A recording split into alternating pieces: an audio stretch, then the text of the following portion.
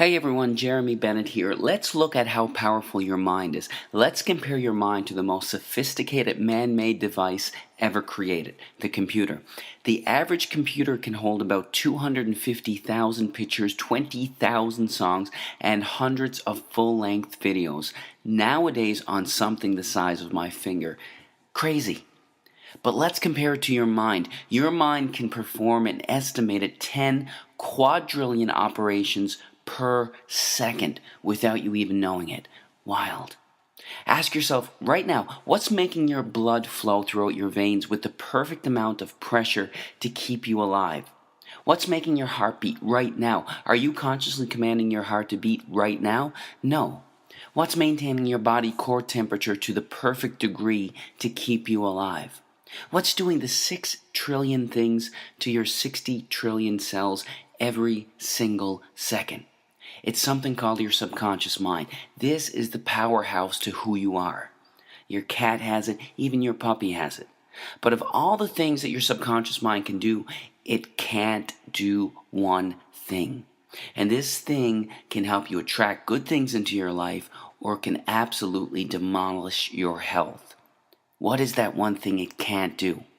It can't distinguish between a real event and something you merely think about.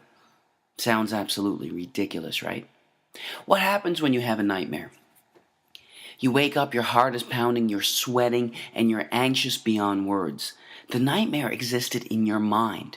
You weren't in any real danger at all, but your mind didn't know that. You physiologically reacted as if the nightmare was actually taking place in reality. There was a study conducted where a doctor hooked up an elite athlete, a professional skier, to a device that measured the athlete's muscle fibers. He told the skier to merely think about skiing down a hill without moving a muscle. The act of thinking about skiing down the hill actually made the same muscle fibers that would have actually fired off if he were to be actually skiing fire off from thoughts. This has been demonstrated time after time with the placebo effect. Group A suffering from a particular illness gets prescribed a pharmaceutical FDA-approved drug specifically designed to treat that illness. Group B suffering from the same illness gets a sugar pill, thinking it's real medication. Both groups get cured. In fact, the New England Journal of Medicine published a study involving two groups suffering from the same degenerative knee disorder. Group A had a surgery designed to scope out the knee and relieve the symptoms of the disorder. Group B, with the permission of the family, had a fake surgery, a placebo surgery, thinking that they had a real surgery. Only 3 small incisions were made in the kneecap, but no real surgery was performed. Both groups reported that the surgery was a success. In fact, researchers are suggesting that a minimum of 1/3 of all medical treatment, including surgery, is due to the belief that the treatment is going to work, the placebo effect. Most people don't realize that there is also something called the nocebo effect. It's practically the opposite of the placebo effect. The mind, instead of curing illness, contributes to illness. That's what a hypochondriac is. Their belief that they're going to develop a disease actually causes them to experience the symptoms of it. Whatever belief you hold in your subconscious mind will become your reality. Bottom line. That's how hypnosis works. The hypnotist implants the idea in the back of their subject's mind, and the subject experiences whatever they hold there. If they hold the belief that there's a spider on their arm, their eyes actually see a spider on their arm. An amazing demonstration occurs when the hypnotist walks towards his subject with his finger extended.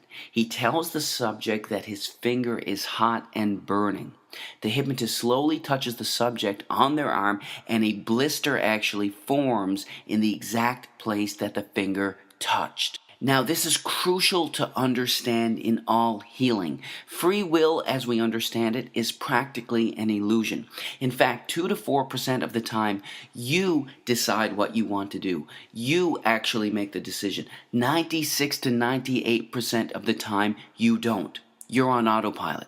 Your subconscious mind controls your decisions 96 to 98% of the time. Don't believe me? Do you like ice cream? If you do, snap your fingers and stop liking it.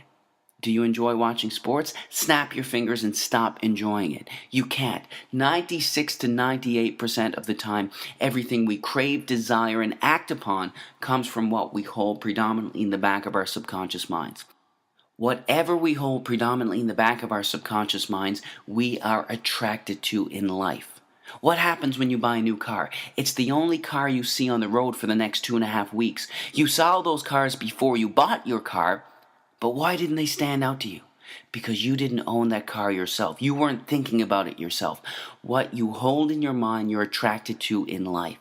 That's how subliminal ads work so effectively.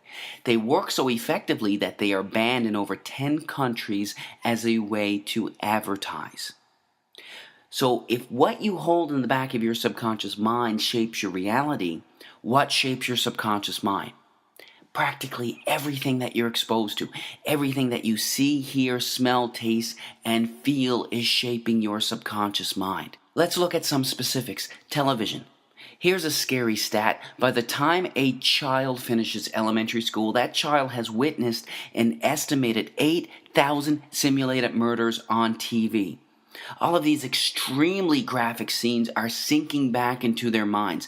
And don't be tricked by Hollywood or cartoons. In the most important developmental years, when a child should be taught compassion and understanding, extremely intelligent minds behind the creation of perceived harmless children's cartoons are sinking violence into the back of their minds.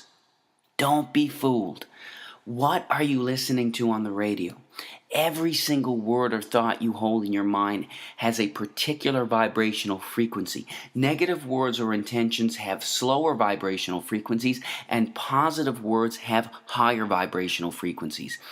This is a song by Lady Gaga called Bad Romance. Some of the lyrics are, I want your drama, I want your ugly, I want your disease, I want a bad, bad romance. Our thoughts create us. We have to be extremely careful with what we are feeding our minds. Music can be beautiful and beneficial, but it can also have a negative impact on your health. Choose wisely. When I was growing up, the most violence we had on video games was Mario and Luigi jumping over turtles' heads. This is what our youth are playing today. These gruesome, extremely graphic images are sinking into the backs of their subconscious minds, weakening their immune systems and having astronomical, gradual negative effects on their health. Nobody's saying that these games are going to cause them to pick up a gun and go shoot somebody, but these games are affecting their health. There is zero doubt about that. What happens when you gossip? In order for you to gossip, you have to hold a negative memory and negative thought inside of your mind. You not only think about that negative memory, you share it with the other person that you're talking to.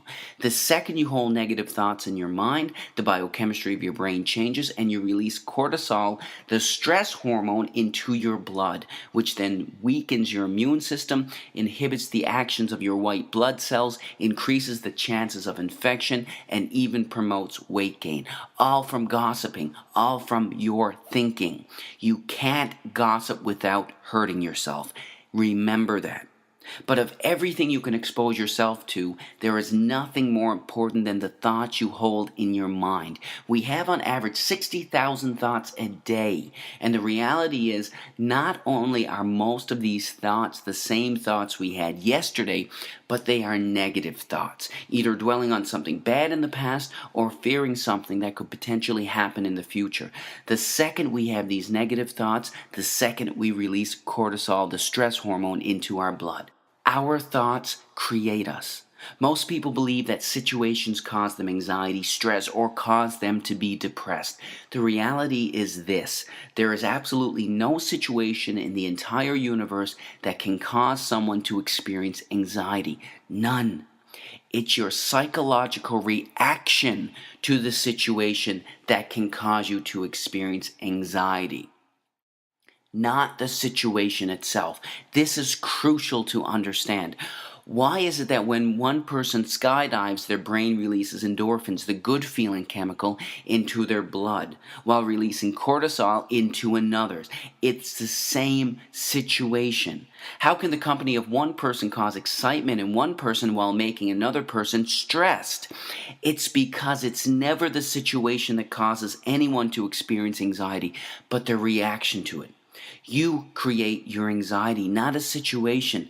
When you truly fundamentally understand this truth, that's when you realize that you control your anxiety, not a situation. It's one of the most liberating feelings you can ever experience. If you create it, you can take it away. Your thoughts control your life. You are the creator of your everything. Choose your thoughts wisely. God bless.